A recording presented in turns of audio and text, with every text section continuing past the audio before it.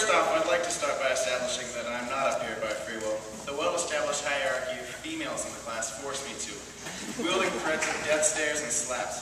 So, male underclassmen that are here, my strongest piece of advice to you is not to try hard and don't do drugs, but rather to skip home bases towards the end of your senior year or inexplicably develop a terrible stutter.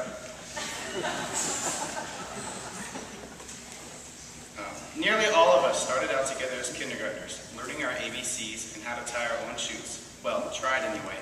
I still can't figure out when the bunny goes through the hole on account of spending most of my kindergarten in the principal's office. Anyway, some kids liked school and some kids hated it. But what most of us really wanted was to be a big kid, to drive real cars, or at least a riding lawnmower, go to big kid movies, play tackle football, go to prom, etc.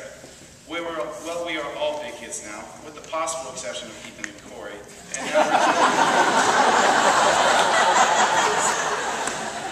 suddenly, nap times and the simplicity of kindergarten sound incredibly enticing, but graduation is also exciting. Most of us will be heading off to college, where we can pursue or find our true passions. To quote Dr. Seuss's book, All the Places You Will Go, we've got brains in our head and feet in our shoes. Now we have the power to do whatever we choose.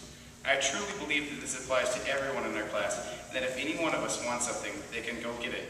We are all original, talented, powerful, and pretty legit. Our class has always been tight. We all hang out together without the drama and cliques, and everyone views everyone else as an equal who deserves their respect. Just a few short years ago, I was probably the least cool person in the history of ever, but my class didn't shun me, and now I think I can safely say that I'm pretty fly. Anyways, I wanted to say thank you, class of 2011, and I'll never forget any of you. Now, on behalf of our class, I'd like to say a few thank yous to all our teachers who nurtured and helped mold us into who we are today without strangling any of us. To the janitors, Dan Utterback, or as we call him, Dan the janitor man, and Carla for cleaning up our messes, and Dan for never failing to remind us upon entering the school to take off our hats. To all our parents and family who expend enormous amounts of energy and money raising us with little thanks, and to our tight-knit community, sometimes a disguised blessing, because it means if you total your mother's car or shatter the rear window of a stopped SUV with your head because you crashed your new bicycle into it, everybody knows about it. Not that those happen or anything, those examples are purely hypothetical. But throughout the years, our community has supported us financially through several fundraisers we do every year. It looked out for us, wished us every success, and made every effort to help us.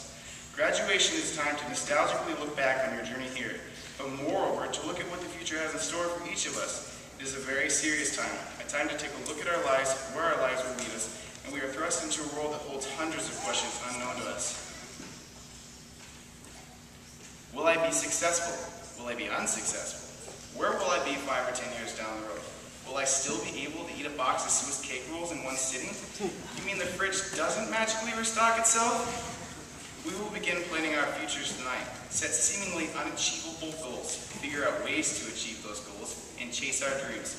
We'll fulfill them, if only for the excuse to establish other dreams.